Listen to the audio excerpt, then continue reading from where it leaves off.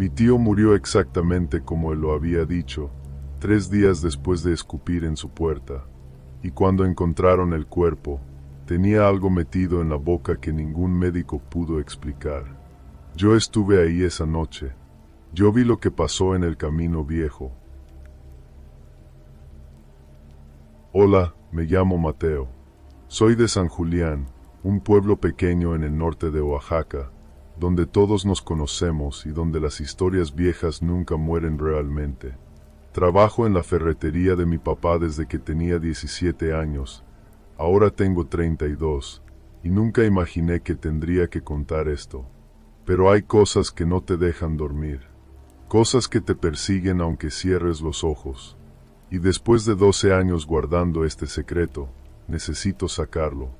Necesito que alguien más sepa lo que vi en el Camino Viejo, donde vivía el hombre al que todos llamaban simplemente el Brujo.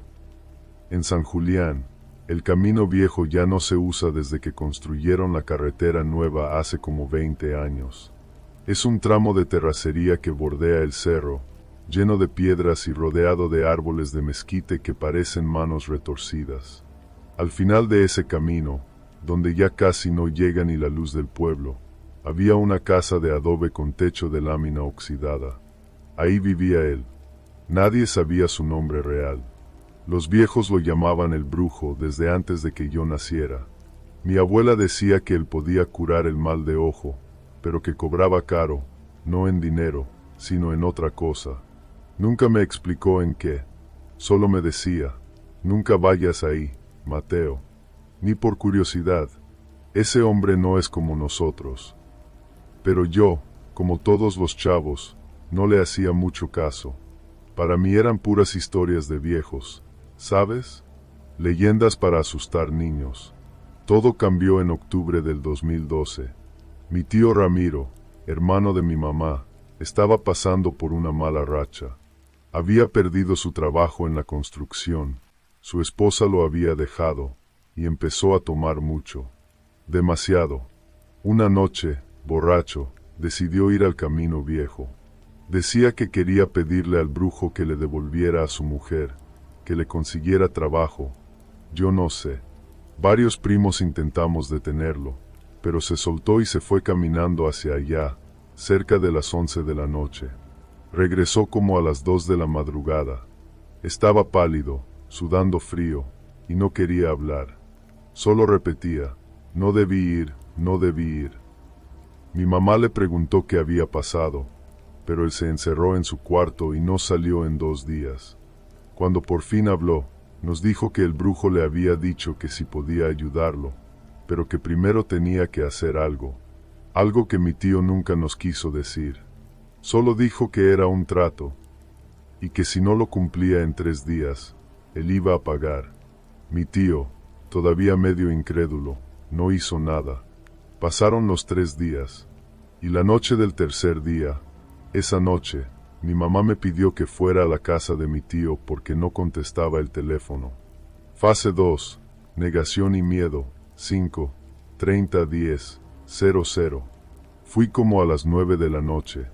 La casa de mi tío estaba en las orillas del pueblo, cerca, demasiado cerca del Camino Viejo. Cuando llegué, la puerta estaba entreabierta. Eso ya me pareció raro porque mi tío siempre cerraba con llave desde que vivía solo. Entré y lo llamé. «Tío, tío Ramiro». Nada. La casa estaba oscura. Solo había una luz prendida en la cocina. Olía raro, como a tierra mojada y algo más, algo dulzón y desagradable que no pude identificar.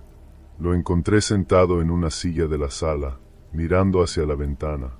Tenía los ojos abiertos, pero no me volteó a ver cuando entré. «Tío, ¿estás bien?». Le toqué el hombro y estaba helado. Me asusté y prendí la luz. Fue ahí cuando lo vi. En la ventana, del lado de afuera, había algo tallado en el cristal, como símbolos o letras que no pude leer, pero que me hicieron sentir un hueco en el estómago.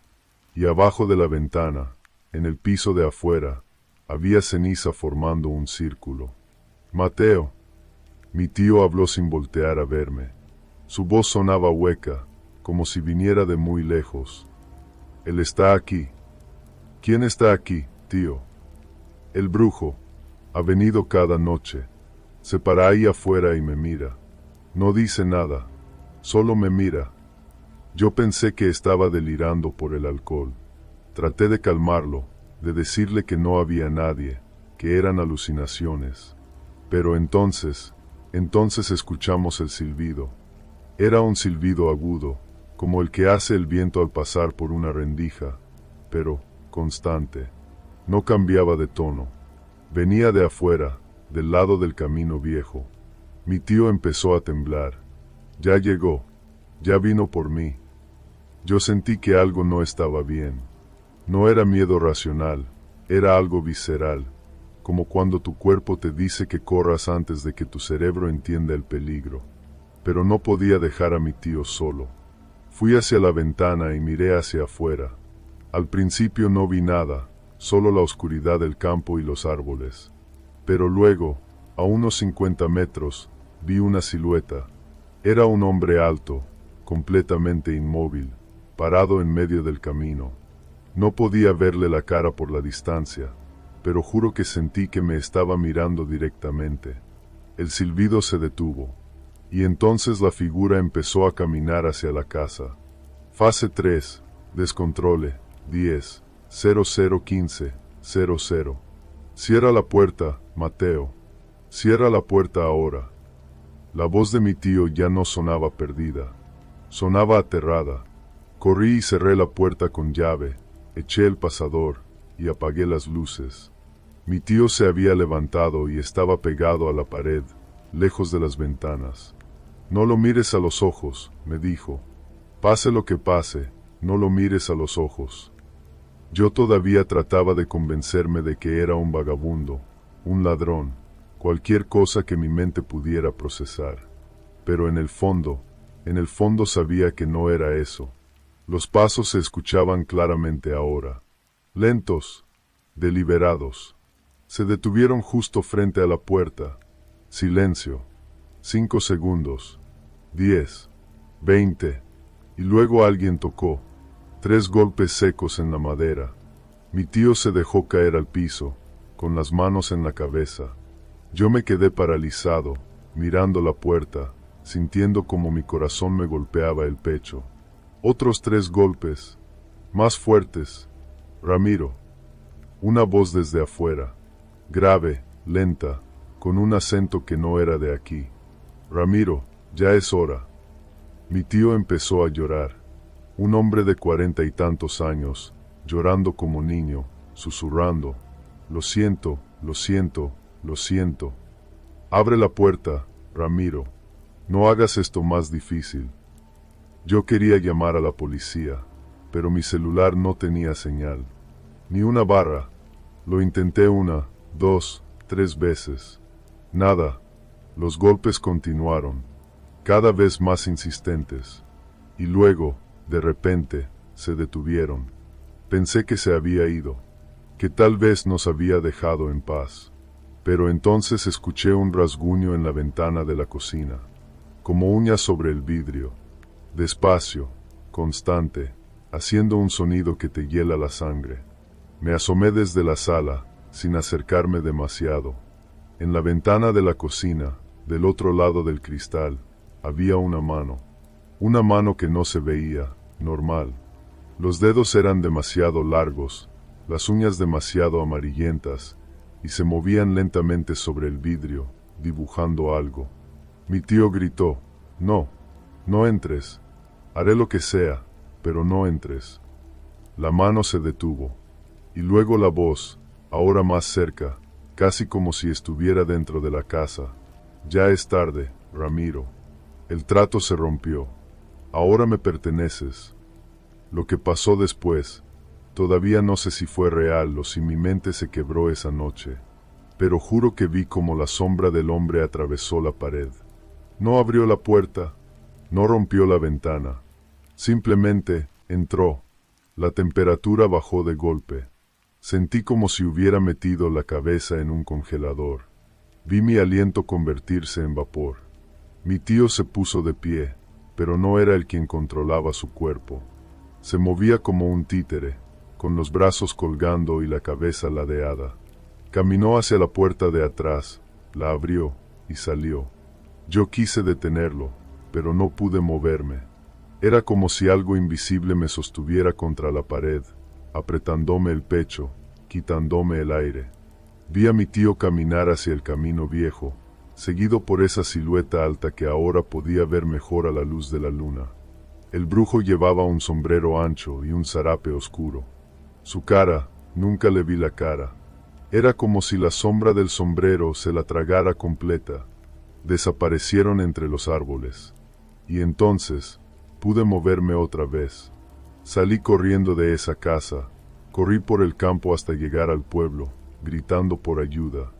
Vinieron mi papá, mi primo Alejandro, 2 vecinos y el delegado del pueblo. Fuimos con linternas hacia el camino viejo, buscando a mi tío. Yo les conté todo, pero me miraban como si estuviera loco o drogado. Lo encontramos como a 500 metros, tirado boca arriba en medio del camino. Estaba muerto. El delegado llamó a la policía y a los paramédicos, pero cuando llegaron, ninguno pudo explicar qué le había pasado. No tenía golpes, no tenía heridas, no había señales de asfixia ni de paro cardíaco. Simplemente estaba muerto, pero había algo. Cuando el médico le abrió la boca para revisar, encontró algo adentro. Era un atado pequeño, envuelto en un trapo rojo amarrado con un hilo negro. Nadie sabía cómo había llegado ahí. El médico no lo quiso tocar. Llamó al sacerdote del pueblo, el padre Gregorio, que es de los que todavía creen en estas cosas. Cuando el padre lo vio, se puso pálido y empezó a rezar. Dijo que era un amarre de muerte, algo que usan los brujos para cobrar deudas. Lo llevaron a la iglesia y lo quemaron esa misma noche. Pero eso no fue lo peor. Lo peor fue cuando fui con mi papá a la casa del brujo al día siguiente, con otros 5 hombres del pueblo, para confrontarlo, para exigir respuestas. La casa estaba abandonada. La puerta estaba abierta, las ventanas rotas. Dentro había polvo, telarañas, muebles viejos cubiertos de mugre. Parecía que nadie había vivido ahí en años. Pero en la pared del fondo, tallado en el adobe, había nombres. Docenas de nombres. Algunos los reconocí, gente del pueblo que había muerto en circunstancias extrañas.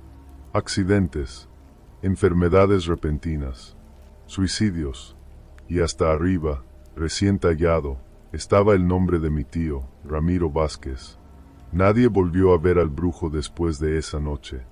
Algunos dicen que nunca existió, que era un espíritu, una maldición del camino viejo que toma forma cuando alguien hace un trato desesperado. Otros dicen que sigue ahí, esperando en la oscuridad que alguien más llame a su puerta. Han pasado 12 años desde esa noche. El camino viejo sigue ahí, abandonado, cubierto de maleza. La casa del brujo se cayó por completo hace 5 años, pero nadie se atrevió a construir nada en ese terreno. Yo me mudé a la ciudad por un tiempo, traté de olvidar, pero siempre regreso a San Julián, porque mi familia está aquí. Y cada vez que paso cerca del camino viejo, aunque sea en el carro con las ventanas cerradas, siento algo. Siento que alguien me observa. A veces, cuando no puedo dormir, escucho ese silbido. Bajo, lejano, pero inconfundible. Y me pregunto si el brujo sabe que yo estuve ahí esa noche. Si sabe que yo vi lo que le hizo a mi tío. Mi abuela murió el año pasado. Antes de irse, me tomó de la mano y me dijo: nunca hagas un trato que no puedas cumplir, Mateo. Porque hay cosas en este mundo que no perdonan. Y el brujo siempre cobra. Yo no sé si creo en brujos, en maldiciones, en espíritus. Pero sí sé que hay lugares donde no deberías ir, caminos que no deberías tomar, y puertas que nunca deberías tocar, porque algunas deudas se pagan con más que dinero, se pagan con tu alma, y si alguna vez pasan por un camino viejo, abandonado, donde el viento silba entre los árboles, no se detengan. No miren hacia atrás. Y si alguien les llama por su nombre desde la oscuridad, no respondan.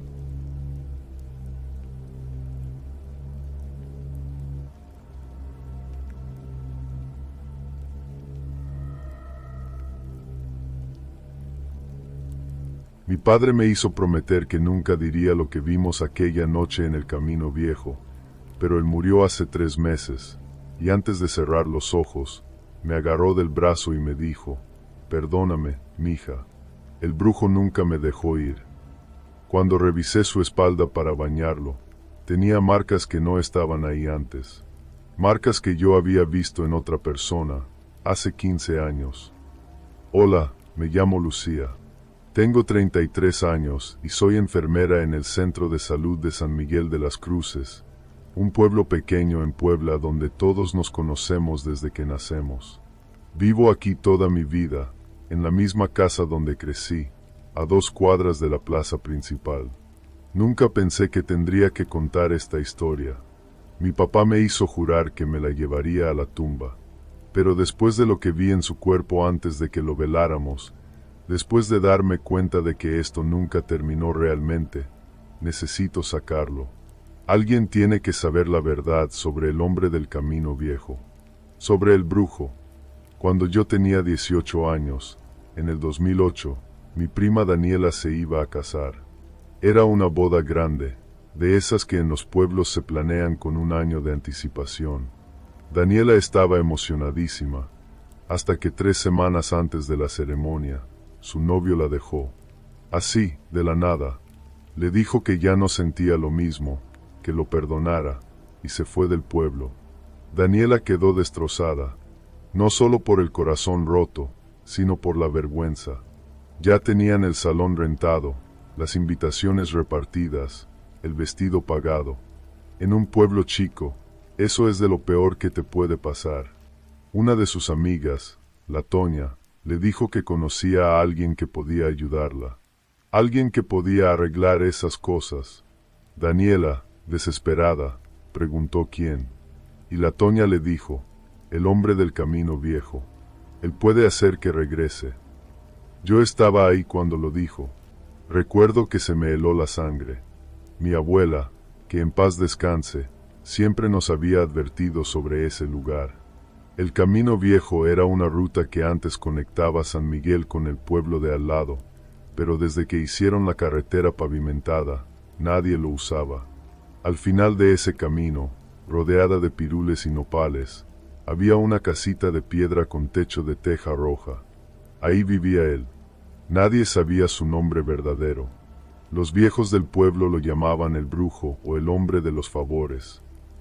Decían que podía curar enfermedades, encontrar cosas perdidas, hacer que alguien se enamorara de ti, pero que todo tenía un precio. Y no hablaban de dinero. Daniela decidió ir. Traté de convencerla de que no lo hiciera, pero estaba ciega de dolor y humillación. Me pidió que la acompañara. Yo no quería, pero era mi prima, casi mi hermana. No podía dejarla ir sola. Fuimos un martes por la tarde, como a las 6. El Camino Viejo estaba abandonado, lleno de baches y piedras. Mientras más nos acercábamos, más silencioso se volvía todo. No se oían pájaros, ni grillos, nada. Solo nuestros pasos sobre la tierra seca. La casa estaba tal como la describían, pequeña, vieja, pero bien cuidada. Había macetas con flores marchitas en la entrada y un crucifijo oxidado clavado en la puerta de madera. Daniela tocó 3 veces. Esperamos. Yo sentía un nudo en el estómago, como cuando sabes que algo malo va a pasar pero no puedes evitarlo. La puerta se abrió despacio, chirriando. Del otro lado apareció un hombre alto, delgado, de unos 60 y tantos años. Tenía el pelo blanco, la piel muy morena y arrugada, y unos ojos grises que no parecían normales, como si miraran a través de ti.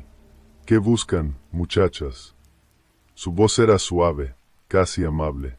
Daniela, tartamudeando, le explicó lo que había pasado con su novio. El hombre la escuchó sin interrumpir, asintiendo de vez en cuando. Cuando terminó, él sonrió. Puedo ayudarte, pero tienes que entender que estas cosas tienen un costo. ¿Cuánto?, preguntó Daniela. No dinero, niña. Nunca dinero. Se quedó callado un momento, mirándola fijamente. Te voy a dar algo. Lo pones debajo de su almohada y en 3 días regresará a ti, arrepentido. Pero cuando eso pase, tú deberás venir aquí y traerme algo que él te haya dado. Algo que use todos los días. ¿Entiendes? Daniela asintió sin pensarlo. Yo le apreté el brazo, tratando de que recapacitara, pero ella ya había decidido. El brujo entró a su casa y regresó con una bolsita de tela roja, amarrada con un hilo negro. Esto va debajo de su almohada. Ni lo abras, ni lo pierdas. Y recuerda, en cuanto él vuelva, tú vienes aquí. Nos fuimos. Todo el camino de regreso, Daniela abrazaba esa bolsita como si fuera oro. Yo no dije nada, pero sentía que acabábamos de cometer un error enorme. Esa misma noche, Daniela fue a la casa de su exnovio. Él no estaba, pero su mamá la dejó pasar al cuarto con la excusa de que había olvidado unas cosas ahí. Daniela escondió la bolsita debajo de la almohada y se fue. Al día siguiente, el muchacho empezó a mandarle mensajes. Perdón, me equivoqué. Necesito hablar contigo. Al segundo día, se presentó en su casa con flores, llorando, pidiéndole perdón. Al tercer día, le suplicó que se casaran, que todo volviera a ser como antes. Daniela estaba feliz, radiante. La boda se volvió a programar, todo siguió adelante. Pero había un detalle, tenía que cumplir su parte del trato. Le pedí que no fuera, que olvidara eso, que lo que había pasado seguro era coincidencia. Pero Daniela tenía miedo. ¿Y si no voy y él me lo quita todo, Lucía? No puedo arriesgarme. Una semana después de que su novio volviera, Daniela fue al Camino Viejo. Llevaba la cadena de plata que él usaba todos los días, la que su difunto padre le había regalado. Yo la acompañé otra vez, aunque cada fibra de mi cuerpo me decía que no lo hiciera.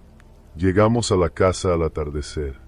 El brujo estaba afuera, sentado en una silla de madera, como si nos estuviera esperando.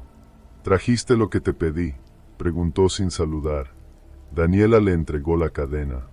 Él la tomó, la examinó contra la luz, y sonrió. Bien, muy bien. El trabajo está hecho. Daniela suspiró aliviada. Ya terminó todo. El brujo la miró con esos ojos grises y fríos. Para ti sí, para él apenas empieza.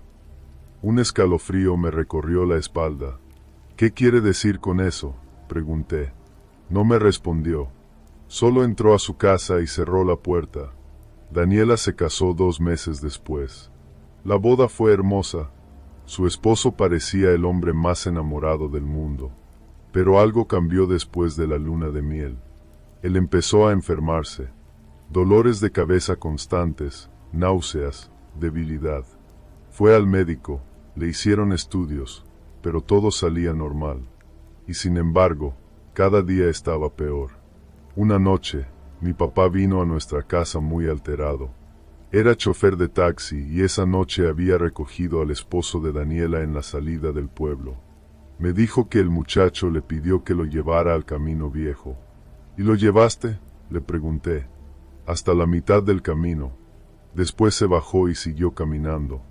Le pregunté si quería que lo esperara, pero me dijo que no, que alguien lo iba a recoger. Pero nadie lo recogió, porque 3 horas después, unos campesinos lo encontraron tirado en medio del camino, inconsciente. Lo llevaron al hospital y cuando despertó, estaba diferente. No recordaba haber ido al camino. No recordaba por qué había salido de su casa. Y desde esa noche, empezó a tener pesadillas. Decía que veía a un hombre de sombrero parado junto a su cama, mirándolo. Decía que sentía que alguien le jalaba los pies mientras dormía. Daniela me llamó llorando una madrugada. Lucía, él está mal. Muy mal. No sé qué hacer. Fui a su casa. Su esposo estaba en la cama, temblando, sudando frío. Tenía los ojos abiertos pero perdidos, como si estuviera viendo algo que nosotros no podíamos ver. Él está aquí, susurraba. Él está aquí y quiere que vaya. Quiere que regrese. Le pregunté quién, pero yo ya sabía la respuesta. Esa misma noche, convencí a mi papá de que fuéramos al Camino Viejo. Necesitábamos hablar con el brujo, pedirle que dejara en paz al esposo de Daniela, lo que fuera. Mi papá no quería, pero yo insistí tanto que finalmente aceptó. Fuimos en su taxi, como a las 11 de la noche. El camino estaba oscuro, solo las luces del coche iluminaban la terracería. Cuando llegamos a la casa, estaba completamente a oscuras. Ni una luz, ni un sonido. Bajamos del coche y nos acercamos. Mi papá tocó la puerta, una vez, 2 veces. Nadie respondió. Ya vámonos, mija. No está. Pero entonces la puerta se abrió sola, lentamente, rechinando. Nos quedamos paralizados. Desde adentro salió un olor dulzón y pesado, como a copal y flores podridas. «Don, hay alguien», gritó mi papá. Silencio.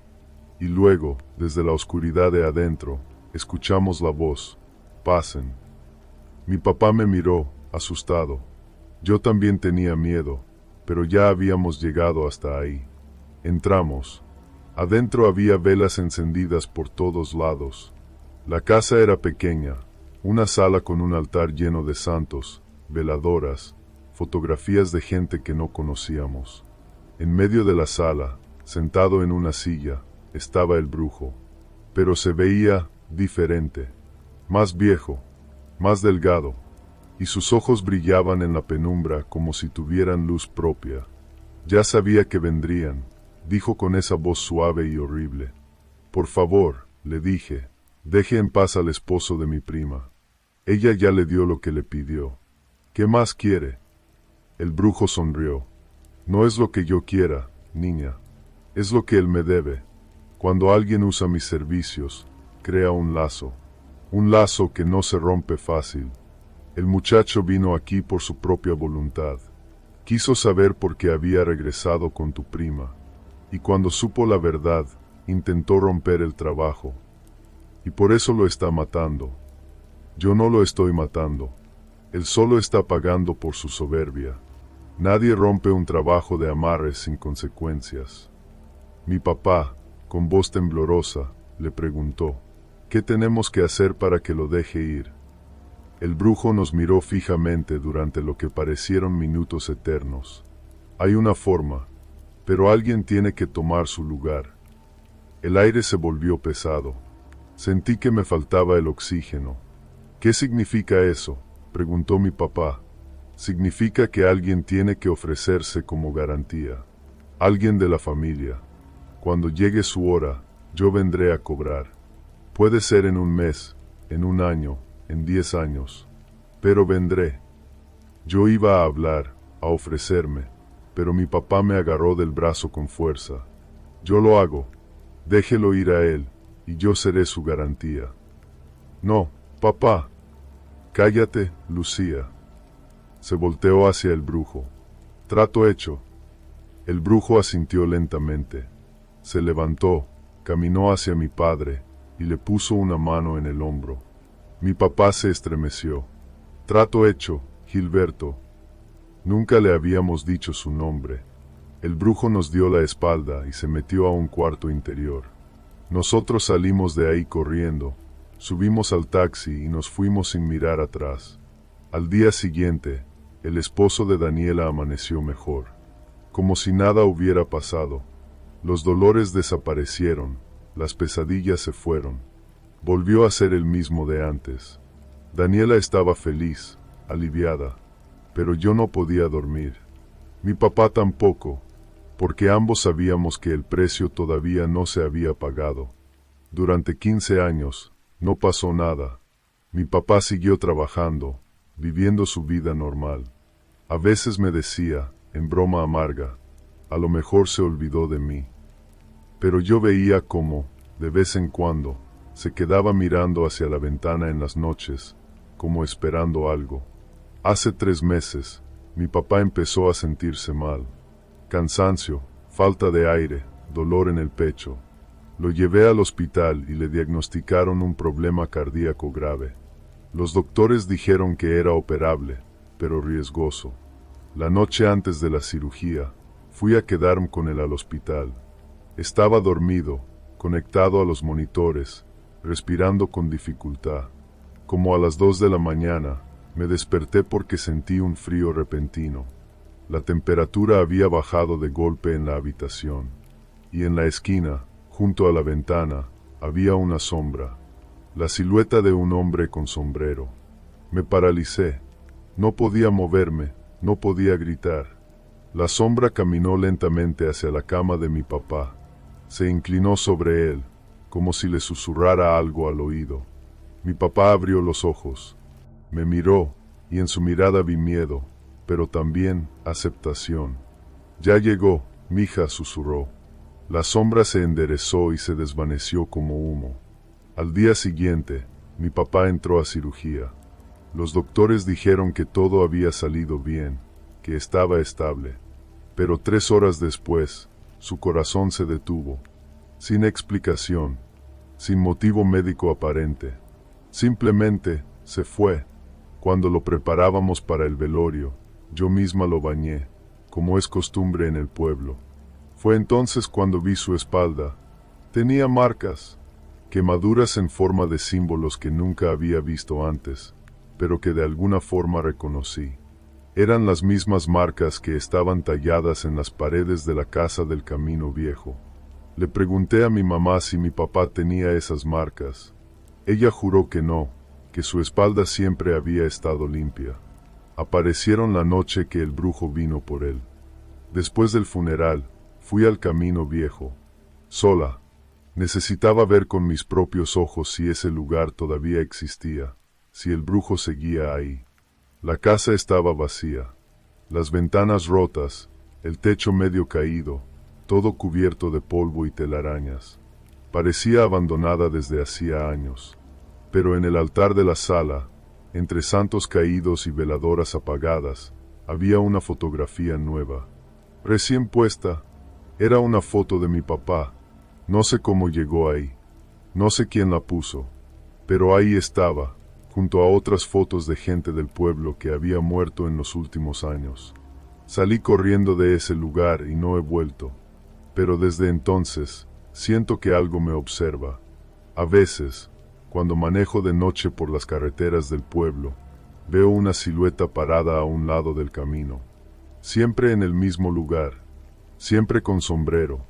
No sé si es el brujo, no sé si sigue cobrando deudas o si ahora espera por alguien más. Lo único que sé es que mi papá murió cumpliendo un trato que hizo para salvar a alguien más. Y que el brujo siempre cobra.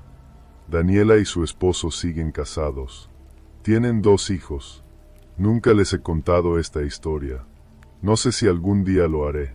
Pero cada vez que los veo, me pregunto, ¿valió la pena? ¿Valió la vida de mi padre que ellos fueran felices? No tengo respuesta. Solo tengo el recuerdo de esa noche en el hospital, cuando vi la sombra inclinarse sobre mi papá, y las palabras que él me dijo antes de morir. No vayas al Camino Viejo, Lucía. Nunca. Porque ahora que él me conoce a mí, también te conoce a ti. No sé si el brujo sigue ahí. No sé si la casa está realmente abandonada o si solo parece estarlo para quien no tiene nada que pedirle. Pero si sé algo, si alguna vez están desesperados, si alguien les ofrece una solución fácil a sus problemas, si les dicen que conocen a alguien que puede ayudarlos, pregunten cuál es el precio, porque siempre hay un precio. Y a veces, ese precio lo pagan las personas que más amas.